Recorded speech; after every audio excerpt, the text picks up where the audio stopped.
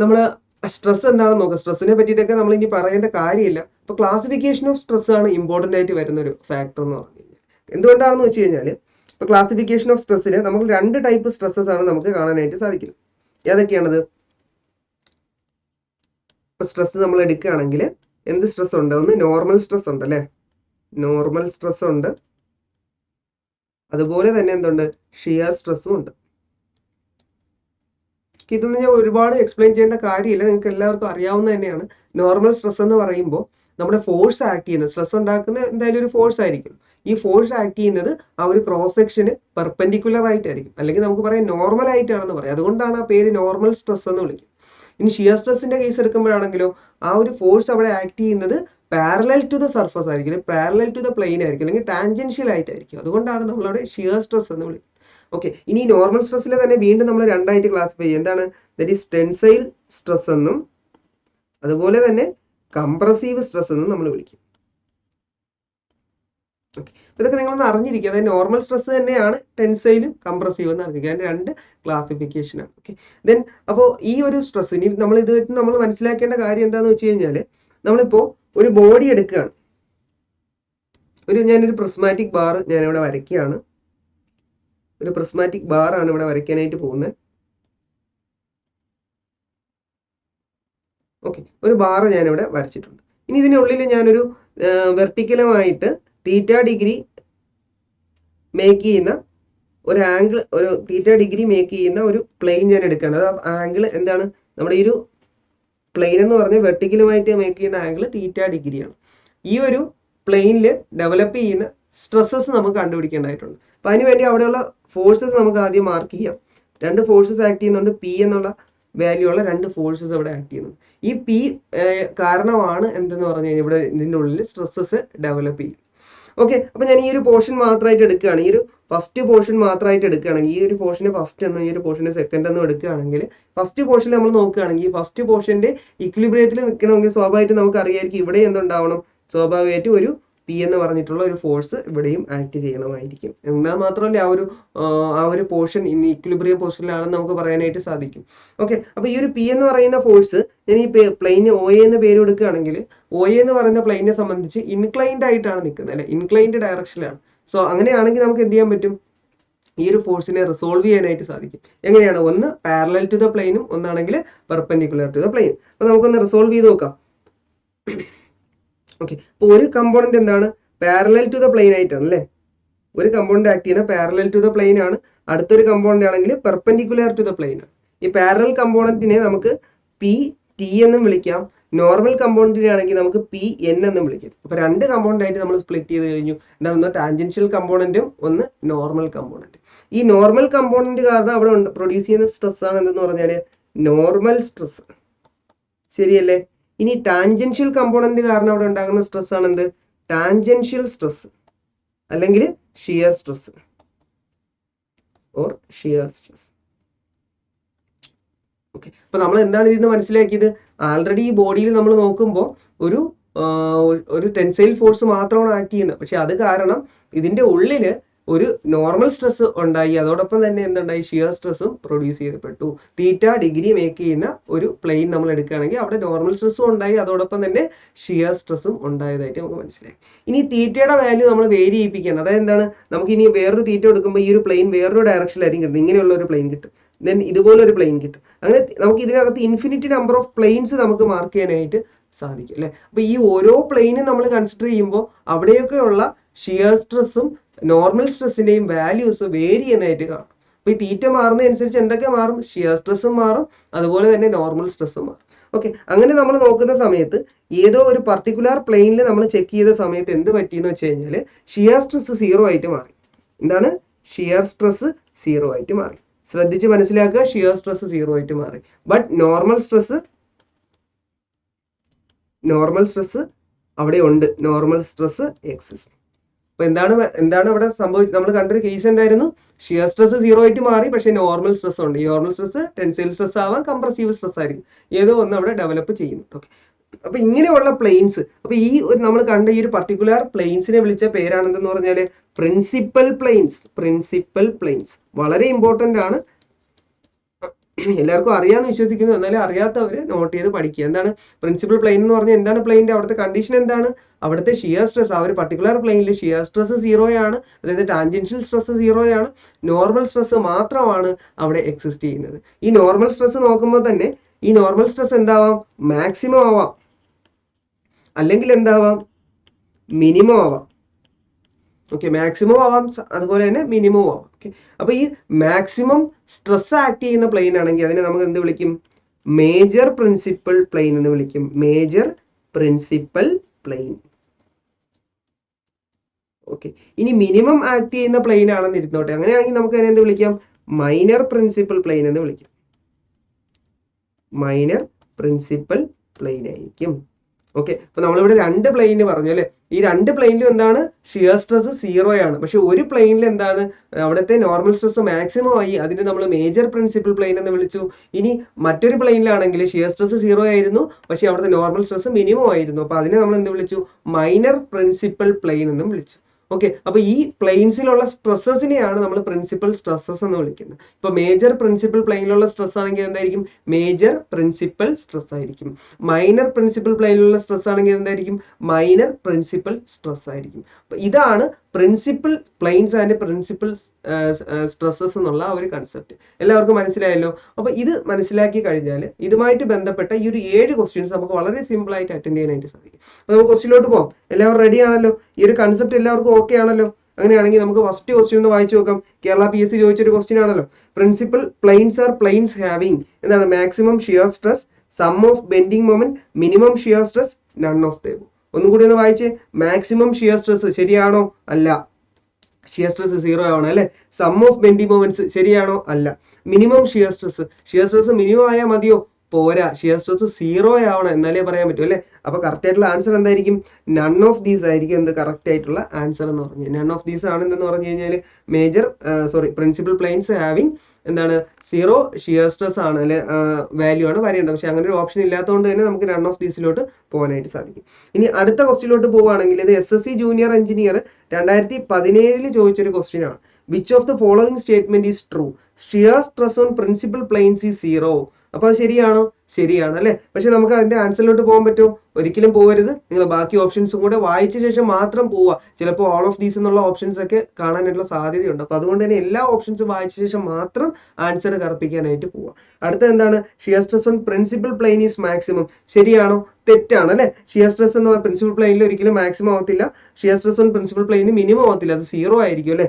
None of these നമുക്ക് അവിടെ പോകാൻ പറ്റില്ല, കാരണം കറക്റ്റ് ആൻസർ ഇവിടെ ഉണ്ട്. ഏതാണ് ആൻസർ എന്ന് പറഞ്ഞു കഴിഞ്ഞാൽ shear stress on principal plane is 0. അപ്പോൾ A ആണ് ഇവിടുത്തെ കറക്റ്റ് ആയിട്ടുള്ള ആൻസർ എന്ന് പറയുന്നത്. ഇനി നമുക്ക് മൂന്നാമത്തെ ക്വസ്റ്റ്യനിലോട്ട് പോകാം. മൂന്നാമത്തെ ക്വസ്റ്റ്യൻ ഇതായിരുന്നു. Principal plane is defined as plane on which the shear stress is dash. Okay, അപ്പൊ ഈ ക്വസ്റ്റ്യൻ ചോദിച്ചിരിക്കുന്നതെന്ന് പറഞ്ഞാൽ ഒഡീഷ PSC ചോദിച്ചൊരു ക്വസ്റ്റ്യൻ ആണ്. 2016 നടന്ന ഒഡീഷ PSC ചോദിച്ചൊരു ക്വസ്റ്റ്യൻ ആണ്. ഓക്കെ, അപ്പൊ അവിടെ എന്താ പറഞ്ഞിരിക്കുന്നത്? പ്രിൻസിപ്പൽ പ്ലെയിൻ എന്ന് പറഞ്ഞാൽ എന്താണ്? ഷിയർ സ്ട്രെസിന്റെ വാല്യൂ എത്രയെന്നാണ് ചോദിച്ചിരിക്കുന്നത് അല്ലെ. മാക്സിമം ആണോ? ഹാഫ് ദ നോർമൽ ആണോ? 0 ആണോ? നൺ ഓഫ് ദീസ് ആണോ? എല്ലാവരുടെയും മനസ്സിൽ ഇപ്പോൾ ആൻസർ വന്നിട്ടുണ്ടല്ലോ. എന്താണ്? പ്രിൻസിപ്പൽ സ്ട്രെസ്സിലുള്ള ഷിയർ സ്ട്രെസ് വാല്യൂ എത്രയാണ്? 0 ആണ്. ഓക്കെ, അപ്പൊ അത് നമ്മൾ അറ്റൻഡ് ചെയ്ത് കഴിഞ്ഞു. നാലാമത്തെ ക്വസ്റ്റ്യനിലോട്ട് പോവാം. A plane which is not subjected to shear stress is known as. ഒരു plane which is not subjected to shear stress 2016 Kerala PSC ചോദിച്ചൊരു ക്വസ്റ്റ്യൻ ആണിത്. എന്താണ്? Plane which is not subjected to shear stress. Shear stress subject ചെയ്യാത്ത ഒരു plain ഏതാണ്? ഏതാണ് ആ plain? Principal plain. ഓപ്ഷനിൽ ഉണ്ടോ എന്ന് നോക്ക്. ഉണ്ട്, ഓപ്ഷൻ D ആയിട്ടുണ്ട് അല്ലെ. ബാക്കിയുള്ള ഓപ്ഷൻസ് കൂടെ നോക്കിയേ. Compound plane, simple plane, non shear plane, principal plane. അപ്പൊ എന്താണ്? നമുക്ക് ധൈര്യമായിട്ട് നമുക്ക് പോവാം. എന്താണ്? ഓപ്ഷൻ D പ്രിൻസിപ്പൽ പ്ലെയിൻ ആണ് കറക്റ്റ് ആയിട്ടുള്ള ആൻസർ. ഓക്കെ, അടുത്ത ക്വസ്റ്റ്യനിലോട്ട് പോകാം. അഞ്ചാമത്തെ ക്വസ്റ്റ്യൻ ഇതായിരുന്നു. The shear stress on the principal plane is. എന്താണ്? നിങ്ങൾ കണ്ണു അടച്ചുകൊണ്ട് നിങ്ങൾക്ക് പറയാം എത്രയാണ്? 0 ആണ് അല്ലെ. ഓപ്ഷനിലുണ്ടോ? 0 ഉണ്ട്. മാക്സിമം അല്ല, മിനിമം അല്ല, ഇന്റർമീഡിയറ്റ് അല്ല. അപ്പൊ കറക്റ്റ് ആയിട്ടുള്ള ആൻസർ എന്താണ്? 0 ആണ്.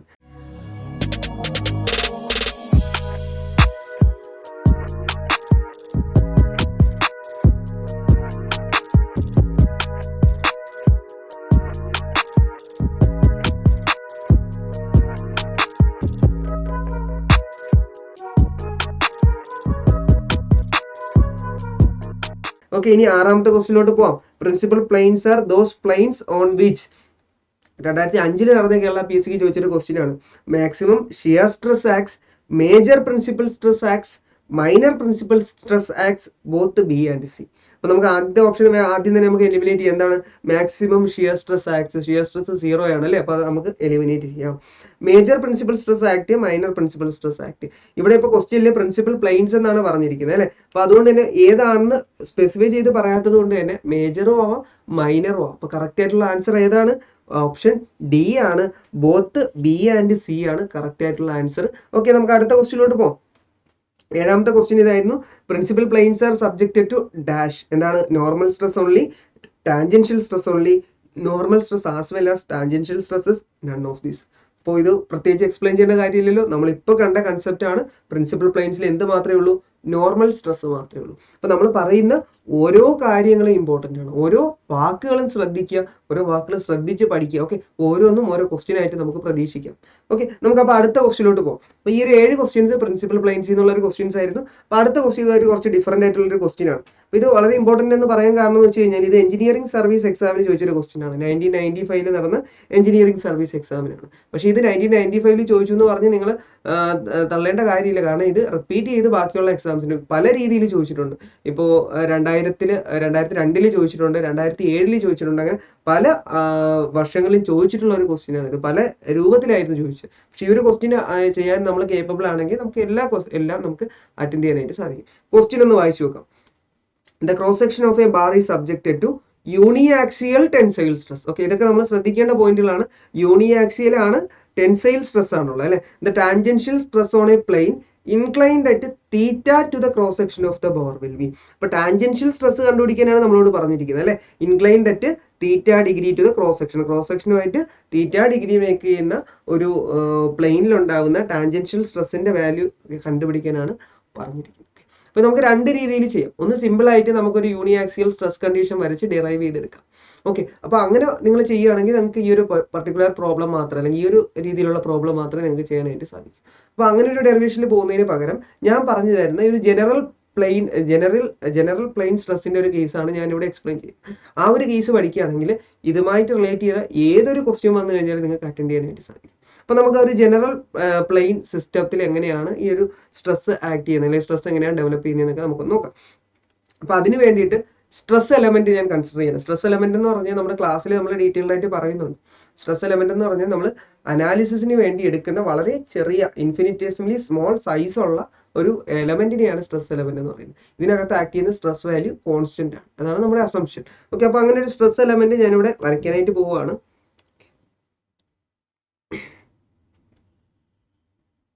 ഇതാണ് നമ്മുടെ സ്ട്രെസ് എലമെന്റ് എന്ന് പറയുന്നത്. ഇനി സ്ട്രെസ് എലമെന്റിലുള്ള സ്ട്രെസ്സസ് മാർക്ക് ചെയ്യാം. അപ്പോൾ ഏതൊക്കെയാണ് സ്ട്രെസ്സസ് ഉള്ളതെന്ന് നോക്കാം.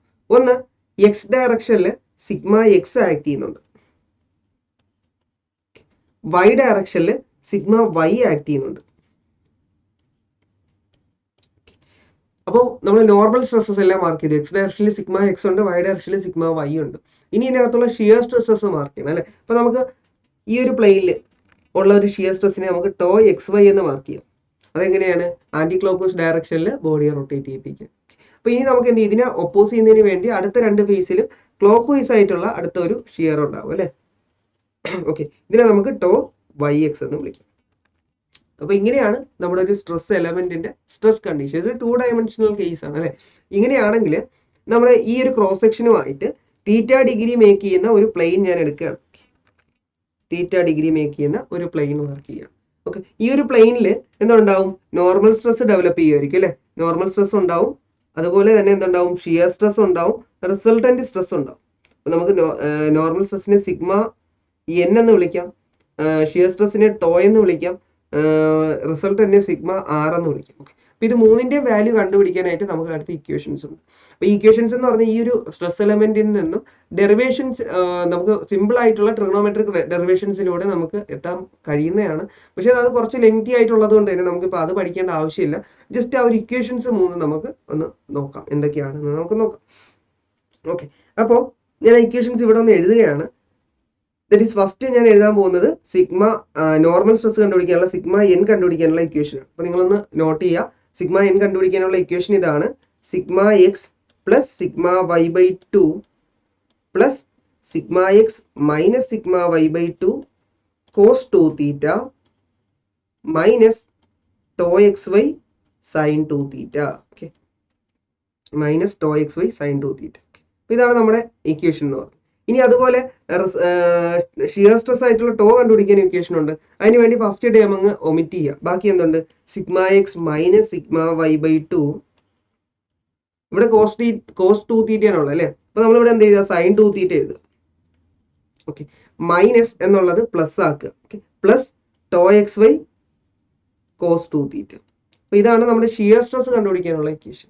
അങ്ങനെ രണ്ട് കമ്പോണന്റ് ഉണ്ടെങ്കിൽ നമുക്ക് റിസൾട്ടന്റ് സ്ട്രെസ് കണ്ടുപിടിക്കാൻ തരും. Sigma R is equal to square root of sigma N square plus tau square എന്ന് ചെയ്ത് കഴിഞ്ഞാൽ സിഗ്മ റിസൾട്ടന്റും കിട്ടും. ഓക്കെ, അപ്പൊ ഈ ഒരു ഇക്വേഷൻസ്, ഈ രണ്ട് ഇക്വേഷൻസ് പഠിച്ചു കഴിഞ്ഞാൽ തന്നെ ഈ ഒരു പോർഷന് ആയിട്ട് റിലേറ്റ് ചെയ്ത് ഏത് ക്വസ്റ്റ്യൻ ചോദിച്ചു കഴിഞ്ഞാലും നമുക്ക് അറ്റൻഡ് ചെയ്യാനായിട്ട് സാധിക്കും. അപ്പോൾ ഈ ക്വസ്റ്റ്യൻസ് നിങ്ങൾ ബൈഹാർട്ട് ചെയ്ത് തന്നെ പഠിക്കും. ഓക്കെ, അപ്പോൾ ഈ ഒരു പർട്ടിക്കുലർ കേസിൽ എന്താ പറഞ്ഞിരിക്കുന്നത്? യൂണിയാക്സിയൽ ടെൻസൈൽ സ്ട്രെസ് ആണെന്ന് പറഞ്ഞിട്ടുണ്ട്. അതുപോലെ നമുക്ക് ടാൻജൻഷ്യൽ സ്ട്രെസ് കണ്ടുപിടിക്കാനാണ് ചോദിച്ചിരിക്കുന്നത് അല്ലേ? അപ്പോൾ ടാൻജൻഷ്യൽ സ്ട്രെസ് ആകുമ്പോൾ നമുക്ക് ഈ രണ്ടാമത്തെ ഇക്വേഷൻ മാത്രം എടുത്താൽ മതി. ഈ ഇക്വേഷനിൽ മാത്രം യൂസ് ചെയ്തുകൊണ്ട് നമുക്ക് എന്ത് കണ്ടുപിടിക്കാൻ പറ്റും? ഈ ഒരു പർട്ടിക്കുലർ കേസിന്റെ ആൻസറിലോട്ട് എത്താനായിട്ട് സാധിക്കും. അപ്പോൾ അതിന് വേണ്ടിയിട്ട് ഞാൻ ചെയ്യാൻ പോകുന്നതെന്ന് പറഞ്ഞു കഴിഞ്ഞാൽ യൂണിയാക്സിയൽ കണ്ടീഷനിലുള്ള ഒരു സ്ട്രെസ് എലമെന്റ് വരയ്ക്കുകയാണ്. ഇപ്പോൾ യൂണിയാക്സിയൽ സ്ട്രെസ് കണ്ടീഷൻ എന്ന് പറയുമ്പോൾ ഇവിടെ ഇപ്പോൾ ഒരു എലമെന്റ് ഉണ്ട് നിങ്ങൾ വിചാരിക്കുക. ഒറ്റ ആക്സിസിൽ മാത്രം, ഇപ്പൊ സിഗ്മ എക്സ് മാത്രമായിരിക്കും അവിടെ ആക്ട് ചെയ്യുന്നത്. സിഗ്മ വൈയും കൂടെ വന്നു കഴിഞ്ഞാൽ അത് ബൈആക്സിയൽ സ്ട്രെസ് കണ്ടീഷൻ ആയിട്ട് മാറും. അപ്പൊ ഇവിടെ യൂണിയാക്സിയൽ സ്ട്രെസ് കണ്ടീഷൻ ആണ്, ടെൻസൈൽ സ്ട്രെസ് ആണ്. ഓക്കെ, അപ്പൊ അതിന് ഇവിടെ തന്നിരിക്കുന്ന വാല്യൂ പി എന്നാണ് അല്ലെ? അപ്പൊ നമുക്ക് സിഗ്മ എക്സ് മാറ്റിയിട്ട് പി എന്ന് തന്നെ കൊടുക്കാം. ക്വസ്റ്റ്യനിൽ സ്മോൾ ലെറ്റർ പി എന്നാണ് പറഞ്ഞിരിക്കുന്നത്. അപ്പൊ അതുകൊണ്ട് തന്നെ നമുക്ക് പി എന്ന് തന്നെ ഇവിടെ വിളിക്കാം. സ്മോൾ ലെറ്റർ പി എന്നാണ് തന്നിരിക്കുന്നത്. ഓക്കെ, അങ്ങനെയാണെങ്കിൽ നമുക്ക് ഈ ഇക്വേഷൻ ഒന്ന് മോഡിഫൈ ചെയ്യാം. നമുക്ക് ഈ ഇക്വേഷനെ അറിയണമെങ്കിൽ നമുക്ക് അതിൽ കുറച്ച് വാല്യൂസ് അറിയണം അല്ലേ? സിഗ്മ എക്സിന്റെ വാല്യൂ വേണം, സിഗ്മ വൈയുടെ വാല്യൂ വേണം, ടോ എക്സ് വൈയുടെ വാല്യൂ വേണം. സിഗ്മ എക്സിന്റെ വാല്യൂ എന്താണ്? ഇവിടെ പി എന്ന് തന്നിട്ടുണ്ട് അല്ലേ? സിഗ്മ വൈയുടെ വാല്യൂ തരാത്തോണ്ട് തന്നെ 0 ആണ്. അതുപോലെ യൂണിയാക്സിയൽ കണ്ടീഷൻ ആയതുകൊണ്ട് സിഗ്മ വൈ 0 ആണ്, ടോ എക്സ് വൈ എന്താണ്? 0 ആണ്. ഓക്കെ, ഇനി നമുക്ക് എന്ത് ചെയ്താൽ മതി? ഈ ഇക്വേഷനിലോട്ട് സബ്സ്റ്റിറ്റ്യൂട്ട് ചെയ്താൽ മതി. അപ്പൊ നമുക്ക് എന്താ ഇവിടെ കണ്ടുപിടിക്കേണ്ട? ടാൻജൻഷ്യൽ സ്ട്രെസ് ആയിട്ടുള്ള ടോ ആണ് അല്ലെ? അപ്പൊ ടോ ഈസ് ഈക്വൽ ടു എന്താണ് equation? Sigma X minus sigma Y by 2 sine 2 theta plus tau X Y cos 2 തീറ്റ.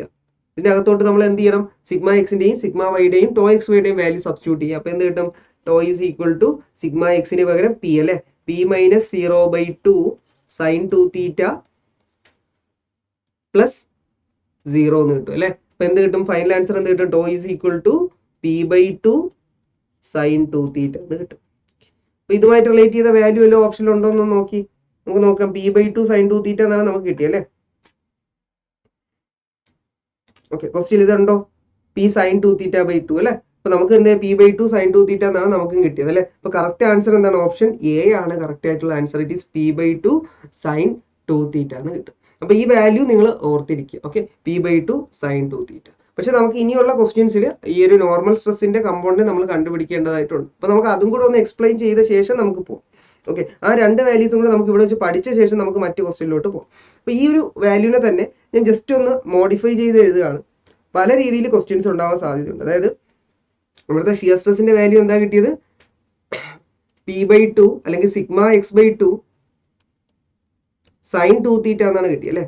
ഈ സൈൻ 2 തീറ്റനെ നമ്മൾ എക്സ്പാൻഡ് ചെയ്ത് കഴിഞ്ഞാൽ sigma x/2 into 2 sine theta cos theta എന്ന് കിട്ടും. ശരിയല്ലേ? 2ഉം 2ഉം ക്യാൻസൽ ആയി പോയി കഴിഞ്ഞാൽ നമുക്ക് എന്ത് കിട്ടും? Sigma X sine 2 theta sine theta cos theta എന്ന് കിട്ടും. അപ്പൊ ഇങ്ങനെയുള്ള വാല്യൂസ് നമുക്ക് ചോദിക്കാൻ സാധ്യതയുണ്ട്. യൂണിയാക്സിയൽ സ്ട്രെസ് കണ്ടീഷനിലുള്ള വാല്യൂസ് നമ്മൾ അറിഞ്ഞിരിക്കുക. ഈ വാല്യൂ നിങ്ങൾ അങ്ങ് ബൈഹാർട്ട് ചെയ്ത് പഠിക്കുക. ഇക്വേഷൻ നമ്പർ 3 എന്ന് വിളിക്കുക. 3 അങ്ങ് ബൈഹാർട്ട് ചെയ്ത് പഠിക്കുക. അതായത് ഷിയർ സ്ട്രെസ്സിന്റെ വാല്യൂ എന്താണ്? Sigma X sine theta cos theta. ഇനി നോർമൽ സ്ട്രെസ് കൂടി നമുക്കൊന്ന് കണ്ടുപിടിച്ച് നോക്കാം. That is sigma N is equal to, അവിടുത്തെ ഇക്വേഷൻ നിങ്ങൾക്ക് ഓർമ്മയുണ്ടോ? ഏതായിരുന്നു നമ്മുടെ ഇക്വേഷൻ? ഇക്വേഷൻ 1 ആയിട്ട് നമ്മൾ പഠിച്ചൊരു ഇക്വേഷൻ എന്തായിരുന്നു? Sigma X plus sigma Y by 2 plus sigma X minus sigma Y by 2 cos 2 theta minus tau X Y sine 2 theta. Okay, ഇനി എന്ത് ചെയ്യാൻ പറ്റും? നമുക്ക് ഇതിനകത്ത് സിഗ്മ എക്സിന്റെ വാല്യൂ നമുക്കറിയാം. Sigma x is equal to p ആണ്. നമുക്കിവിടെ സിഗ്മ എക്സ് എന്ന് തന്നെ സബ്സ്റ്റിറ്റ്യൂട്ട് ചെയ്ത് കൊടുക്കാം. സിഗ്മ വൈയുടെ വാല്യൂ 0 ആണ്. അപ്പൊ അതുകൊണ്ട് തന്നെ സിഗ്മ x/2 എന്ന് കിട്ടും അല്ലെ? പ്ലസ് ഇവിടെയാണെങ്കിലും സിഗ്മ x/2 കോസ് 2 തീറ്റ എന്ന് കിട്ടും. Minus tau X Y sine 2 theta അവിടെ 0 ആയി പോകും. അപ്പൊ നമുക്ക് സിഗ്മ x/2 കോമൺ ആയിട്ട് എടുക്കുകയാണെങ്കിൽ sigma x/2 into 1 plus cos 2 theta എന്ന് കിട്ടും. ഓക്കെ, അപ്പോൾ ഈ വാല്യൂസ് നമുക്ക് എന്ത് ചെയ്യാൻ പറ്റും? ഇതിന് കോസ് 2 തീറ്റ 1 പ്ലസ് കോസ് 2 തീറ്റ എന്ന് പറഞ്ഞു കഴിഞ്ഞാൽ എന്താണ് അതിന്റെ വാല്യൂ? 2 കോസ് സ്ക്വയർ തീറ്റ എന്ന് കിട്ടും അല്ലെ. 2 കോസ് സ്ക്വയർ തീറ്റയാണ് അതിന്റെ വാല്യൂ. 1 മൈനസ് കോസ് 2 തീറ്റ ആണെങ്കിൽ 2 സൈൻ സ്ക്വയർ തീറ്റ ആണെന്ന് കൂടെ ഓർത്തിരിക്കുക. ഇതൊക്കെ നമ്മുടെ പ്ലസ് ടുവിൽ പഠിച്ച ബേസിക് ആയിട്ടുള്ള മാത്സ് ആണ്. ഓക്കെ, ദെൻ ഇതിനെ നമുക്ക് 2 ക്യാൻസൽ ചെയ്ത് കഴിഞ്ഞാൽ എന്ത് കിട്ടും? Sigma X cos square theta എന്ന് കിട്ടും. ഈ രണ്ട് വാല്യൂസും കൂടെ നിങ്ങളൊന്ന് പഠിച്ചു വെച്ചിരുന്നാൽ ഇതുമായിട്ട് റിലേറ്റ് ചെയ്തിട്ടുള്ള ക്വസ്റ്റ്യൻസ് ഒക്കെ നിങ്ങൾക്ക് അറ്റൻഡ് ചെയ്യാനായിട്ട് സാധിക്കും. എന്താണ്? യൂണിയാക്സിയൽ കേസ് എടുക്കുകയാണ്. യൂണിയാക്സിയൽ കേസസിൽ നമുക്ക് അവസാനം ഇതിനൊന്ന് കൺക്ലൂഡ് ചെയ്യാം.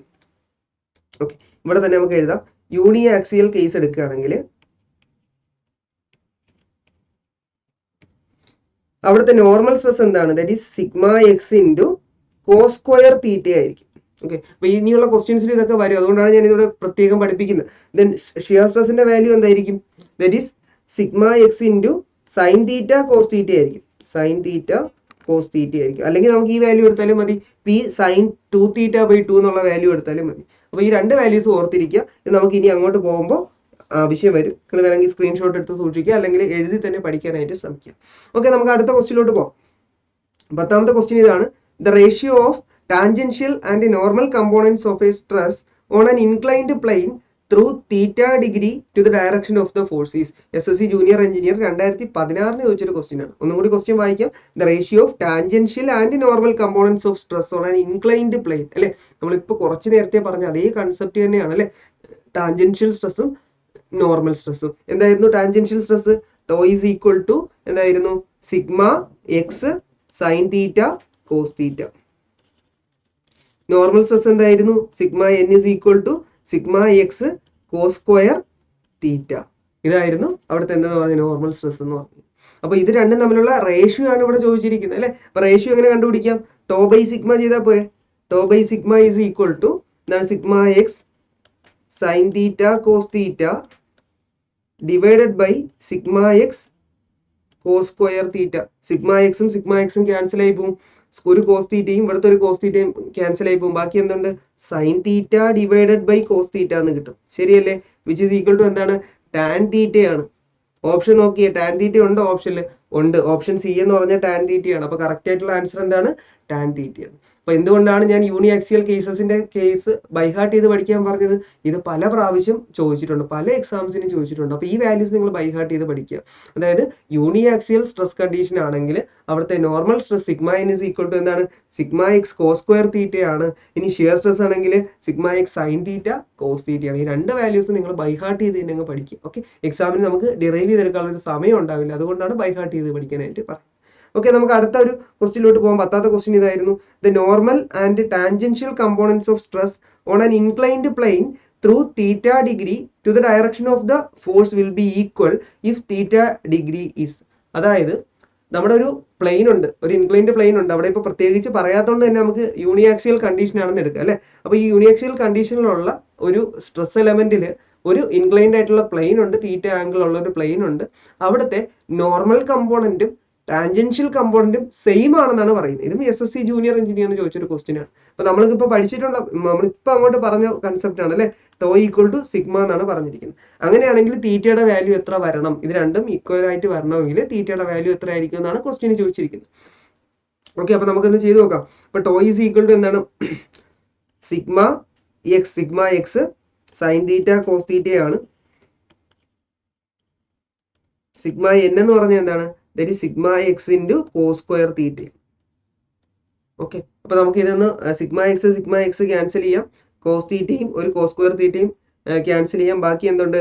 Sign theta is equal to cos theta എന്ന് കിട്ടും. അപ്പൊ സൈൻ തീറ്റ കോസ് തീറ്റ ആവുന്ന ഏത് വാല്യൂവിലാണ്? ആലോചിച്ചിട്ട് പറഞ്ഞേ. സൈൻ തീറ്റ കോസ് തീറ്റ ആവുന്ന ഏത് വാല്യൂവിലാണ്? 45 ഡിഗ്രിയിലാണ് അല്ലെ. ഒന്നും കൂടി നമുക്ക് നോക്കുകയാണെങ്കിൽ sine theta by cos theta ചെയ്താലും മതി. Sine theta by cos theta എന്ന് പറഞ്ഞാൽ എന്താണ്? 1 എന്ന് കിട്ടും അല്ലെ. Sine theta by cos theta എന്ന് പറഞ്ഞാൽ ടാൻ തീറ്റ 1 ആവുന്നത്. ടാൻ തീറ്റ 1 ആവുന്ന ഏത് വാല്യൂലാണ്? Theta is equal to 45 degree. അപ്പൊ ഏത് രീതിയിൽ ചെയ്ത് കഴിഞ്ഞാൽ നമുക്ക് ആൻസർ കിട്ടും. അപ്പൊ ഇവിടുത്തെ ആൻസർ എന്താണ്? ഓപ്ഷൻ എ 45 ഡിഗ്രിയാണ്. അപ്പോൾ 45 ഡിഗ്രി ഉള്ളൊരു പ്ലെയിൻ എടുക്കുകയാണെങ്കിൽ അവിടെ എന്താണ് പറയുന്നത്? യൂണിയാക്സിയൽ കേസിൽ നോർമൽ സ്ട്രെസ്സും ഷിയർ സ്ട്രെസ്സും ഈക്വൽ ആയിരിക്കും. അപ്പൊ ഇങ്ങനെയുള്ള ക്വസ്റ്റ്യൻസ് ഇനി എക്സാമിന് ചോദിക്കുകയാണെങ്കിൽ നിങ്ങൾക്ക് ഒന്ന് ചെയ്തു പോലും നോക്കണ്ട. നിങ്ങൾ 1 or 2 പ്രാവശ്യം ഒരു ക്വസ്റ്റ്യനിലൂടെ കടന്നു പോയിട്ടുണ്ടെങ്കിൽ നിങ്ങൾക്ക് ഓപ്ഷനിൽ നിന്ന് കാണുമ്പോൾ തന്നെ നിങ്ങൾക്ക് ആൻസർ ചെയ്യാൻ പറ്റും. അപ്പോൾ അതുകൊണ്ട് തന്നെ നിങ്ങൾക്ക് അത് ബാക്കിയുള്ള ക്വസ്റ്റ്യൻസ് ചെയ്യുന്നതിന് വേണ്ടിയിട്ട് ഈ ടൈം നിങ്ങൾക്ക് എക്സ്ട്രാ കിട്ടുന്ന ടൈം യൂസ് ചെയ്യാനായിട്ട് പറ്റും. സിവിൽ എഞ്ചിനീയറിംഗ് മേഖലയിൽ ഒട്ടനവധി അവസരങ്ങളുമായി കേരള PS 3000 മുതൽ 5000 gate SSC IAS previous year ചോദ്യങ്ങൾ ഉൾപ്പെടുന്ന ഒരു കംപ്ലീറ്റ് കോഴ്സ്. ഈ കോഴ്സിൽ ഓരോ ചോദ്യങ്ങളും വിദഗ്ധ അധ്യാപകർ ഡീറ്റെയിൽ ആയി ഡിസ്കസ് ചെയ്യുന്നു. The complete assistant engineer course top gear.